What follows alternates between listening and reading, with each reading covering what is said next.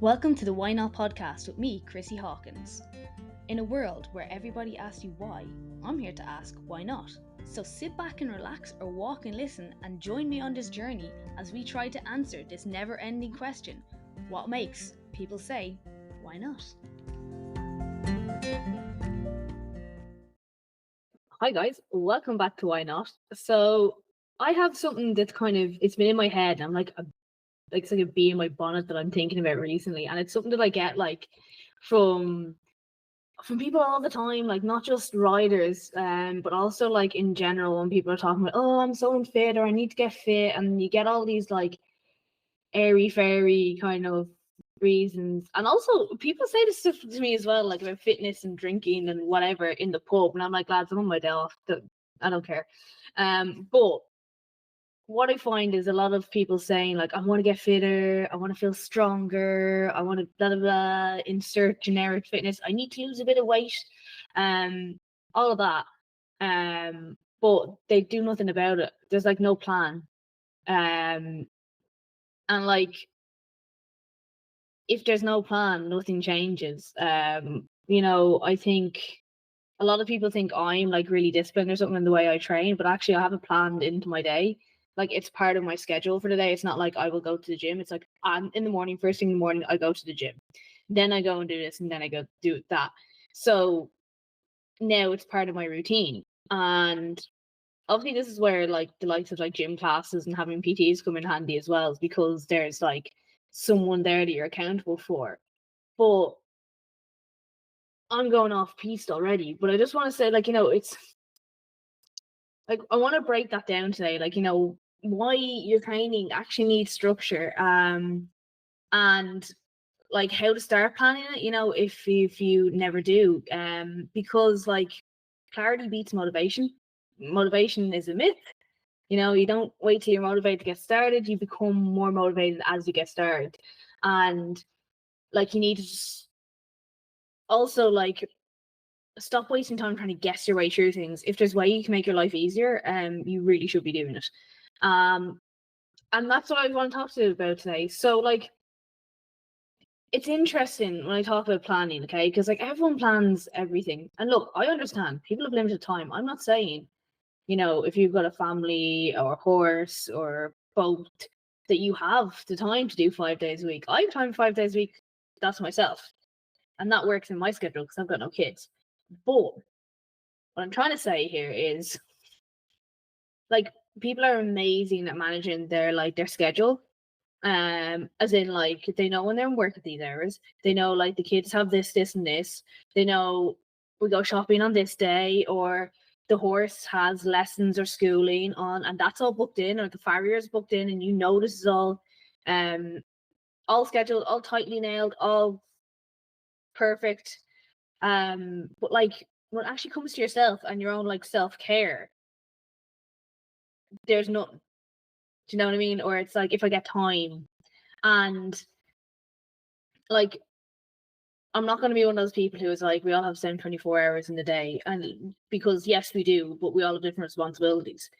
But where are those holes, or where are those instances where you have the time, but you haven't planned it, or you haven't focused that time? So what happens is, instead of you doing some productive, you end up scrolling on Instagram or, something like that. Which, look, sometimes we need switch off time, but we do know it's an avoidance habit as well. So like, it's just such a mindset disconnect. Like, I think a lot of people, when I think about this, I'm like, you say you want it, but do you actually want it? Are you saying it because it's something you think you should want, but you've no interest in, which is totally fine. Because not everyone has to exercise, and everyone has to do things like that. Do you know what I mean? But like, I suppose, if you want to be able to show up in other parts of your life, sometimes having a certain level of physical fitness is very, very important. Be that in horse riding, be that in like playing with your kids or anything.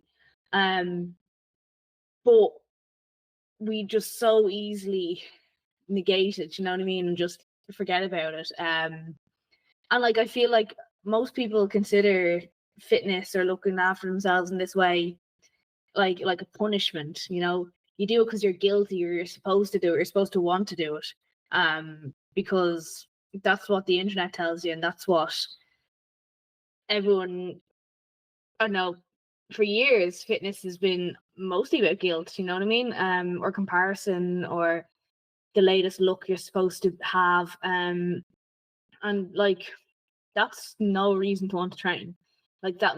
No one ever wants to do something like that because they feel bad about themselves. You know what I mean? If you want a plan or a structure or a goal, it shouldn't be I want to lose weight because I put on a bit of weight and I feel horrible. Like you're kind of, I don't know how to describe it. It's like punishing yourself for being in this state. Whereas if it was a case of I want to do this because I know I can move freer, or I can, last a bit longer doing whatever you want to be doing, that's a much bigger motivator and actually a positive way of doing things. Like I don't think anyone like the majority of people who don't train very often, like they don't know why they're training, and it is that guilt element, or they think they should do it and they don't know why they should do it, but they think they should do it. Like what you really need to sit down and do is ask yourself, like, why am I training? What is the purpose? Like, and you need to go deep here. You can't just be like, oh, what do I want to do? Oh, just because I want to lose a bit of weight. That's not a purpose. That's not a reason. The reason needs to be, I want to perform better in shows, or I want to feel less anxious when I'm horse riding, or I want to be able to play with my kids, or I just don't want to be puffed when I walk up a set of stairs. These are all real life scenarios that being extra fit work for, that don't involve you needing to, how do I describe it? Like doing it just because you're supposed to. And no one ever like defines what they mean by fitter. They're like, oh god, I'm so fit, or I need to be fitter. And you're like, okay, and how do you know what that is? Like, do you know, as in like, you're like, in what way? But I just want to and that's the question you get, and you're like, so what is fitter to you? Like, you don't know what it is. How can you achieve it? If you have this vague idea of, I think I should do this because I'm probably fat, which most people aren't, by the way. It's just an idea that's bet into us. And then the next thing is, I want to get fitter, but how? Like, if you've no marker, how can you achieve it? Like, all these little things, the people just have this, I don't know, broad idea, but they don't really know what they want. So you can't actually look to achieve that if you don't know what you're trying to achieve. You know, like in different scenarios, like I've listed there, like, do you want to feel less anxious when you're riding? Do you want to be able to keep up with your kids running around, do you feel like you're weaker on one side, or you can't like continue to do something? Are you constantly getting injured and you can't tell why? You've got really tight hamstrings or something, and no matter how much you stretch them, like the hamstrings mightn't be the issue. They might actually need to strengthen the hamstrings. You know, little things like these are stuff that we're not actually ever really focusing on. And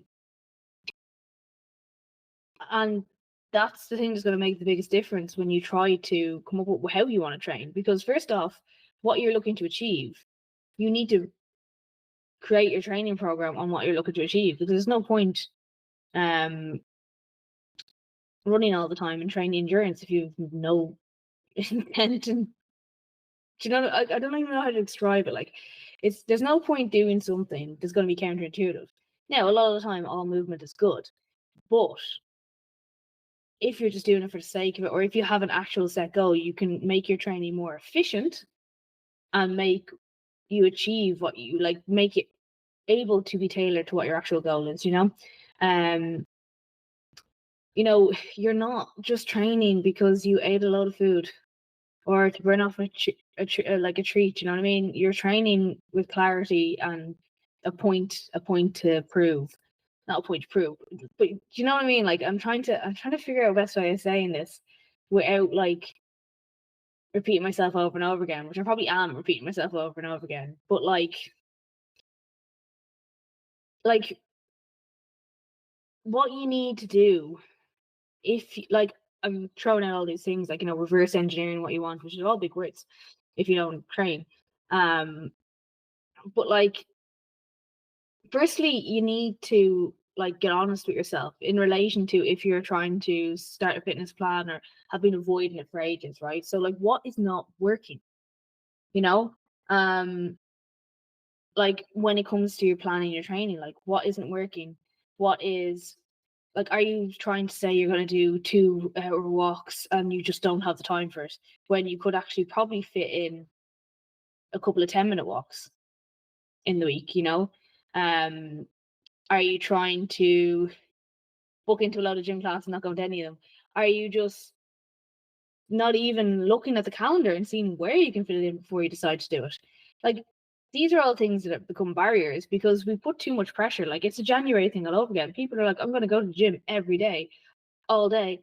And then, like, after like 3 or 4 weeks, they're burned out. Whereas if they were able to maintain 2 or 3 times a week with good, solid plans, they're probably going to be still here 6 months later, which is not happening for most people. Most people want to do 5 workouts a week, 6 workouts a week, 7 workouts a week, and then they wonder why they're sore or injured along the way, you know. And these aren't like character flaws in the person. We're just naturally over optimistic. And like genuinely, when I have conversations and consultations with people online, I'm like, how often do you want me to make the program? And they'll be like, and I'm like, no, be honest with yourselves. Can you actually maintain that? Because what's going to happen is this. And I tell people straight away. And if you cannot maintain that, you're going to get messed up. You're going to get, I know you said you're going to get fucked off with yourself. Basically, you're going to get annoyed with yourself and you aren't going to feel like you're achieving your goals quick enough. And then you're going to give up. So that's like basically what we need to think about in when it comes to setting these plans as well, is like, what is my actual available time? And then we can build a program against that. Again, as I said, like, you know, a couple of 10-minute walks a week are better than the 2 hour long ones you never did. And people are very much in that all or nothing. Like, if I can't do everything to the extreme, there's no point doing it. When really the consistency is showing up on the reg, and every time you show up, you tick off a box again and you've done a little bit more to bring yourself to that identity of someone who exercises and look after himself. I'm not going to get into identities now because that's a whole other kettle of fish. But, you know, this really doesn't have to be complicated. You know, you can pick one thing to focus on if that's something you're looking to do. You know, you don't even have to have a list of things you need to fix in one go. In fact, actually, it's better if you don't. You can make your list of stuff you want to achieve, which is your first thing. Because again, if we don't know what we want to do, there's no point doing it. Then you pick your priority. So we start off with what do you want to do? Do you want to do stability? Do you want to have stronger legs? Do you want to be able to run a bit further? Do you want to feel when you're riding that you're not flopping all over the place? Do you know what I mean? Everyone has stuff they want to do. And also I feel like very often it's better off not to have weight loss as that reason, because or anything that's purely aesthetic. Because that's the hardest to control. And if you're focused solely on that, you might not see the results you want. And again, you get fucked off and don't want to do it anymore. And often what will happen is if you're focused on a strength goal or, you know, a different goal, the weight loss or the like muscle tone, that will all come while you are doing that. It's just you don't want to focus on it. So then one day when it's not the whole focus, you'll notice the difference. And really what you'll be more interested in is the fact that you're actually feeling a lot stronger and more comfortable in yourself, as opposed to I've lost X amount. Because again, that's just kind of arbitrary thing. Like, is it something that you actually need to do, or is it something that you believe you've been told you should be? Because like the amount of people you still see online and they're like, oh, you should be this weight, or like, you know, BMI is a thing and BMI can be incredibly inaccurate. Or, you know, like just even seeing reading stuff sometimes I'm like, and this and the girlfriend and to this size and this size, I'm like, I'm heavier than most of these people. You'd hear like a girl is like 5'2" and 115 pounds or something, and they'd be like, well, maybe they're a bit fat, and I'm like, well, no, I'm like 10 pounds heavier than that. And also, if you've got muscle, you will weigh more and look better. But what I'm trying to say here is try to get away from that, because everyone's optimum weight, body composition is different. So you're probably picking off something someone else said. Whereas if you can set a goal that doesn't involve weight loss or toning up or whatever, you're focused on something that you can change for you. And then you'll probably get the others on the way, and once you know like what your focus is, you can pick a couple of movements, a couple of exercises that like actually target that, and these workouts, as I was saying, 10 minutes, 20 minutes can sometimes be all you need if you're doing it specific, consistently and showing up for yourself, and you need to slot it in where it fits. Like you don't just go, like, for instance, some people are morning people. I know people who train in the evening because they just can't get up in the morning. So there's no point planning it into your morning when you know you're not going to get up. Plan it into get home from work. Maybe if you're training at home, straight in, do it, and then you relax for the evening. Or if you're a gym person, have your gym gear in the boot of the car or whatever, you go straight to the gym, get it done, home, have dinner.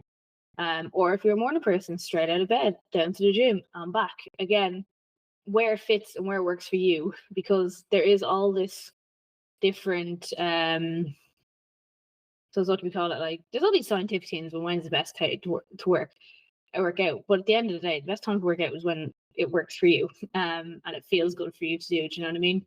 And like even say, like, tell yourself, you're like, on the days you may not want to do it, like, we'll just do 15 minutes. Often once you convince yourself into doing it, you'll end up doing more than you thought you would or would have in the first place. But remember that. Remember, say it to yourself. 15 focus minutes 3 times a week will do more than one big reactive session. Those 15 minutes count. It all counts. It all adds up over time. It may not feel like it should, but it does. If you show up constantly, you will constantly see progress. Like, in more ways than one. And like, just be structured, be patient, and work with intent, okay? Because what happens is we have no structure, we're impatient for results, and we don't go with any intent. We need to fix that. What we need to do is everything I've been talking about here beforehand: structure, be patient, because it's going to take longer than you think it will, because we all know everything worth having takes time. None of this lies that you've been sold that you can sort your life out in 6 weeks. Nobody can. If they could, I wouldn't still be in therapy. But be patient. It will take longer than you think. Just because it's not happening the way you want doesn't mean it's not happening. And do it with intent. There's no point putting those 15 minutes and throwing random shit at the wall and hoping it sticks. Or, even worse, spending that time not actually paying attention. Feel the movement, feel the work. Pick intentional workouts to your goal. And there's nothing wrong with getting help if you don't know where to start, okay? Like, sometimes, like, you don't need transformations, you don't need PTs. People don't. All the information's on the internet. But the only problem is there's so many conflicting things. If you're not trained, you don't know what to look for. So, and a lot of people I find as well is they go out and they buy like the cheap program, or they're like, I'll do this, and then when I get better, I'll get a PT. Well, you should be doing it the other way around. If you invest in a PT at the start, they'll be able to help you, or a coach, design your program, keep you accountable, get you into the routine of doing it at your level. And then later on, when you know what you're doing, you can buy programs, and then you'll be able to like look at it and go, okay, I know exactly how to do that. Whereas what a lot of people do is they go the opposite route, and they've no background, they don't know half the exercise, even though you can look them up. They get confused, get self-conscious, they give up. Where, as if you got the PT early on, you have that foundation, and then later on you will be able to go out on your own and do it. Like, don't make your life harder. Like, I know it can be expensive. It's an investment, and it's an investment in yourself. Like, are you not worth the investment? Because if you're not doing it, that's saying that you're not worth the investment, you know? And even if you have a bit of background and you just don't know how to structure it, and you know you can go it alone, you can book a one-off session where someone just creates a program for you, which is totally fine as well and worth looking into. But like, get someone who knows what your goal is and knows how to program for that goal, and just make your life so much easier. Like, it makes the process so much quicker, and it's easier to get going instead of pushing off and going all around the houses and eventually ending up here anyway.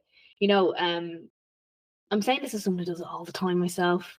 I always take the harder option, and then like, you could have invested, and a lot of the time, like, you know, if you invest upfront, you can be pretty much sorted and ready to go in no time. And yeah, it saves time, it saves energy, it saves money, it stops frustrations, and yeah, it's just something that's just worth it, really, to be honest.